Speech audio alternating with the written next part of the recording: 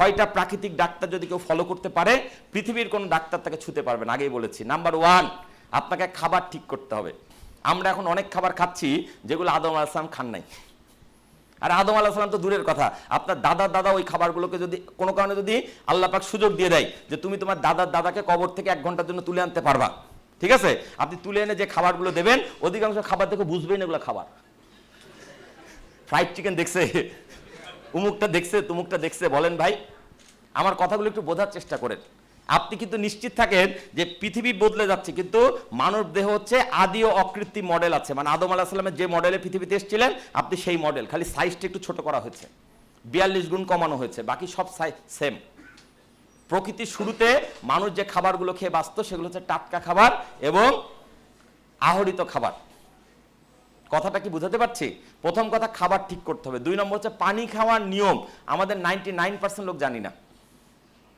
এইটা কি বললেন না যে পানি খাওয়ার নিয়ম জানি না, খাইতে খাইতে বুড়া হয়ে গেলাম। বস, পানি খাওয়ার 4টা নিয়ম না মানলে আপনার ওই পানিটা শরীরের কোনো কাজে লাগবে না। নাম্বার 1, পানি কখনো দাঁড়িয়ে খাওয়া যাবে না।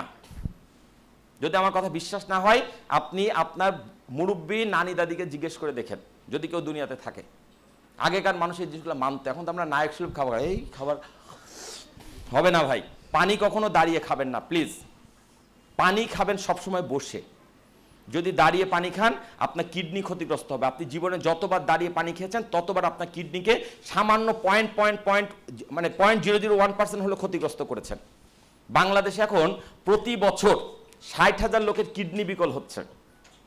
কিডনি ডায়ালিসিস ব্যবসা জমজমাট। বাংলাদেশে এখন প্রতি 10 জনে একজনের ডায়াবেটিস। বাংলাদেশে এখন প্রতি বছর 2 লাখ লোক নতুন করে ক্যান্সারে আক্রান্ত হচ্ছে। বাংলাদেশে এখন যত মহিলার আঙুলে রিং পরানো আছে তার চেয়ে বেশি পুরুষের হার্টের মধ্যে রিং পরানো আছে। এগুলা কি খুব ভালো তথ্য? ভালো তথ্য? মহা খারাপ তথ্য। আপনারা যদি উদ্যোক্তা হব করছেন, আরে ভাই একটু চিন্তা করেন আপনি সুস্থ আছেন কিনা, আপনি বাঁচতে পারেন কিনা। ভাই আপনি যদি যে কোনো জায়গায় ঘুমাইতে পারেন এবং যে কোনো কিছু খায়া হজম করতে পারেন তাহলে আপনি সুস্থ। তারপর আপনি উদ্যোক্তা হওয়ার কথা চিন্তা করেন। আর যদি বলে রাজীব ভাই সকালে কোথায় বের করতে পারি না, তাহলে খবর আছে। হাসেন না ভাই, আমি হাসানোর জন্য বলছি না বা ইয়ার্কি মেরে বলছি না। যদি টয়লেটে সকালে আধা ঘন্টা ব্যয় হয় তার অর্থ হচ্ছে আপনি ভিতরটা আসলে ঠিক নাই। আপনার উদ্যোক্তা হওয়ার স্বপ্ন দেখতে পারবেন, উদ্যোক্তা নিয়ে প্ল্যান করতে পারবেন, ওই উদ্যোক্তা শেষ মধু আপনি খাই যেতে পারবেন না। ওই উদ্যোগ বাস্তবায়নের আগে আপনি নাই হয়ে যাবেন বস। আমার কথাগুলো একটু বোঝার চেষ্টা করেন। আমি আবারও বলছি, পেশাগত জীবনে আমি মার্কেটিংয়ের ট্রেনার, কিন্তু আমি মার্কেটিং নিয়ে কথা কম বলি। আমি মানুষকে দেখছি অসুস্থ হয়ে যাচ্ছে ভাই। সুস্থতার কথা বলি, সুস্থতার কথা বলি। সবার আগে সুস্থতা। আপনাকে সুস্থভাবে বাঁচতে হবে। আপনার খাওয়ার নিয়ম ঠিক করতে হবে, পানি খাওয়ার নিয়ম ঠিক করতে হবে। 3 নম্বর নিয়ম হচ্ছে আপনাকে পর্যাপ্ত ঘুমাতে হবে, 6 থেকে 8 ঘন্টা। একটু চিন্তা করেন তো, আমির খান কেন এখনো দেখতে আপনার আমার সাথে বয়সে কম লাগে? একটু চিন্তা করেছেন? কি ওনার জন্য মেশিন আছে? ওনার অনেক টাকা আছে, টাকা দিয়ে ওনার বয়স কমিয়ে রেখেছে? যদি আমির খানের লাইফস্টাইল কেউ জানেন তাহলে জেনে রাখবেন, উনি 8 থেকে 10 ঘন্টা ঘুম কখনো ছাড়বেন না। তারপর শুটিং হইলে হবে, না হলে না হবে। আর আমাদের যদি বলে ভাই অমুক জায়গায় নক করো রাত 12টার সময়, 2 টাকার অর্ডার বেশি, আমরা তো সারা রাত জেগে থাকবো, হবে না? হবে না? আমার কথাগুলো একটু বোঝার চেষ্টা করেন বস প্লিজ। 3টা প্রাকৃতিক নিয়ম বলেছি। খাবার ঠিক করতে হবে, পানি খাওয়ার নিয়ম ঠিক করতে হবে, 3 নম্বর হচ্ছে পর্যাপ্ত ঘুমাইতে হবে। এই 3টা সারা জীবন মানতে হবে। বাকি 3টার সাথে সকালবেলা যুক্ত। সকালবেলা যুক্ত কেন? সকালে ঘুম থেকে উঠে পর্যাপ্ত শ্বাস নিতে হবে। কেন? কারণ সকালের বাতাসে সারা দিনের চাইতে বেশি অক্সিজেন থাকে। এটা জানেন আপনি? আমরা এই রুমে বেঁচে আছি কেন জানেন? কারণ এখানে বাতাসের মধ্যে অক্সিজেন ছড়িয়ে আছে। এবং বলা হয়ে থাকে সাধারণত যে কোনো বাতাসের 20 ভাগ থাকে অক্সিজেন, আর সকালবেলা ভোরবেলা যে বাতাসটা থাকে সেই বাতাসের 30 ভাগ থাকে অক্সিজেন। ভোরের হাওয়া হাজার রোগের দাওয়া। কেন থাকে? কারণ সারা রাত যেহেতু সূর্য থাকে না, মানে ঠান্ডা পড়ে, অক্সিজেনের স্তর পৃথিবীর দিকে নেমে আসে। ব্যাপারটা বোঝার চেষ্টা করেন। ফলে সকালবেলার বাতাসে বেশি অক্সিজেন থাকে। আপনি সারাদিন শ্বাস নিলে যে লাভ, ভোরবেলা ঘুম থেকে উঠে যদি একটুখানি বারান্দায় গিয়ে দাঁড়িয়ে শ্বাস নিতে পারেন, আপনার ভেতরটা অন্যরকম এনার্জি পাবে। আমি আজকে আপনাদেরকে খুব দ্রুত 6টা নিয়ম শেখাবো, প্লিজ ফলো করবেন। আপনারা আগামীকাল থেকে আমার এই নিয়মগুলো ফলো করবেন, কয়েকটা দিন পর আপনি চেষ্টা বুঝতে পারবেন আপনার উন্নতিটা কোন জায়গায় হচ্ছে। ভাই আমি হেলথ নিয়ে কথা বলছি, বাট আমি যে কথাগুলো বলছি সেটা আপনার উদ্যোক্তা হওয়ার পথটাকে সুগম করবে, আর কিছু না।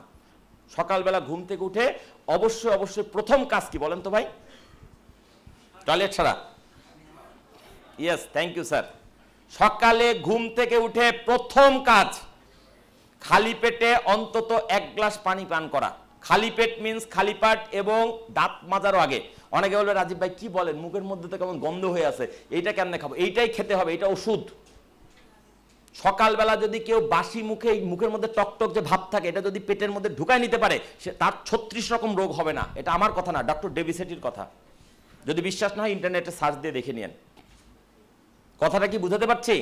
আমরা তো অনেক সময় জানি না, আমরা কি করি, বাচ্চা ঘুম থেকে বাবু আগে দাঁত মাজো পরে খাওয়া। আপনি কি জানেন মুখের মধ্যে যে টকটক ভাব এটা হচ্ছে ক্ষার। এই ক্ষারটা হচ্ছে আপনার শরীরের মধ্যে এই মুহূর্তে যেসব রোগ বালায় ইঙ্গিত লক্ষণ বোঝা যাচ্ছে, শরীর ওইটাকে প্রতিহত করার জন্য যে যে উপাদান দরকার সেগুলোকে মুখের মধ্যে রেডি করছে সারা রাত ধরে। আপনার কাজ হচ্ছে 1 গ্লাস পানি দিয়ে ওটাকে ভিতরে গিলে ফেলা। আর আমরা প্রথমে উঠেই হবে না। সকালে ঘুম থেকে উঠে যখন উঠবেন, প্রথম কথা সকালে উঠতে বলছি, যদি নাও পারেন কালকে থেকে প্রথম কাজ, যদি আপনি বেলা 12টার সময় ঘুম থেকে ওঠেন, ঘুম থেকে ওঠার পর প্রথম কাজ 1 গ্লাস পানি পান করা। সম্ভব হলে পানিটা যেন হালকা কুসুম গরম পানি হয় অথবা নর্মাল টেম্পারেচার পানি হয়, কোনো অবস্থাতে ঠান্ডা পানি খাবেন না। যারা খেয়েছেন গতকাল পর্যন্ত ভুলে যান। সফল উদ্যোক্তা হতে হলে বস আপনাকে সবার আগে ঠান্ডা পানি খাওয়া ছাড়তে হবে। হালকা কুসুম গরম পানি খাবেন। খুব ভালো হয় যদি পানির মধ্যে একটা লেবু চিপে খেতে পারেন। খুব ভালো হয় যদি লেবু পানির সাথে 1 চা চামচ মধু মিশিয়ে খেতে পারেন। খুব ভালো হয় যদি এটার পাশাপাশি 1 টুকরা আদা চিবিয়ে খেতে পারেন। খুব ভালো হয় যদি আগের রাতে ভিজিয়ে রাখা 1 মুঠো কাঁচা ছোলা সকালবেলা খেতে পারেন। আমি বলি 4টা খাবার প্রত্যেকটা মানুষের সকালবেলা খাওয়া উচিত, সে অনেকগুলো রোগ থেকে বেঁচে যাবে। নাম্বার 1 কাঁচা ছোলা, নাম্বার 2 মধু, নাম্বার 3 কালো জিরা, নাম্বার 4 হচ্ছে আদার রস। আপনার ভেতরে কি রোগ আছে আপনি জানেন না, 4টা খাবার খেতে থাকেন, আস্তে আস্তে আপনার রোগের হাত থেকে আপনি বেরিয়ে আসবেন ইনশাল্লাহ। মেডিকেল সায়েন্সের দুর্বলতা কি জানেন? রোগটা শুরুতে ধরতে পারে না, কারণ শুরুতে তো আপনি জানি না। যখন আপনি ডাক্তারের কাছে যান অনেক দিন পরে, যে ডাক্তার সাহেব আর পেটের ভিতর পিন পিন করতে করতে ব্যথাটা এখন আর সহ্য করতে পারছি না, ডাক্তার তখন চেক করে বলে হাই হাই আপনার কিডনি তো 40% নাই। আমার কথাটা কি বুঝাতে পেরেছি? মেসেজটা কি ক্লিয়ার?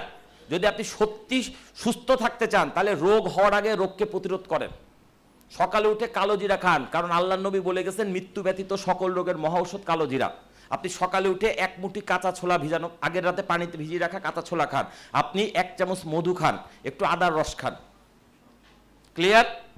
সকালবেলা ঘুম থেকে উঠে প্রথম কাজ 1 গ্লাস থেকে 4 গ্লাস পরিমাণ পানি পান করা, সর্বোচ্চ 4 গ্লাস। তবে প্রথম দিনই চেষ্টা করেন না, যারা জীবনে এই কাজটি করেন না, প্রথম দিন 4 গ্লাস পানি খেলে বমি হয়ে যাবে। প্রথমে 1 গ্লাস, তারপর 2 গ্লাস, তারপর 3 গ্লাস, সর্বোচ্চ 4 গ্লাস। ক্লিয়ার? তারপরে কি করবেন? টয়লেটে যাবেন, টয়লেট সারলেন, অজু করলেন, নামাজ পড়লেন বা প্রার্থনা শেষ করে নিলেন, নিয়ে এবার আপনি চেষ্টা করবেন বাসা থেকে বেরিয়ে যেতে ভোরবেলা। যদি বাসার সামনে পার্ক থাকে বা কোনো খোলা মাঠ থাকে সেখানে চলে যান। যদি বলেন রাজীব ভাই ওরকম কোনো মাঠ নাই, আপনার বাড়ির কি ছাদ আছে? ছাদে চলে যান। যদি বলেন রাজীব ভাই ছাদ নাই, অ্যাটলিস্ট বারান্দায় চলে যান, গিয়ে নাকটা বাইর করে দেন, শ্বাস নেন প্রাণ খুলে। আপনি খেয়াল করে দেখেন সারাদিনের যে কোনো বাতাসের চাইতে সকালবেলার বাতাসটা একটা অন্যরকম প্রশান্তিময়।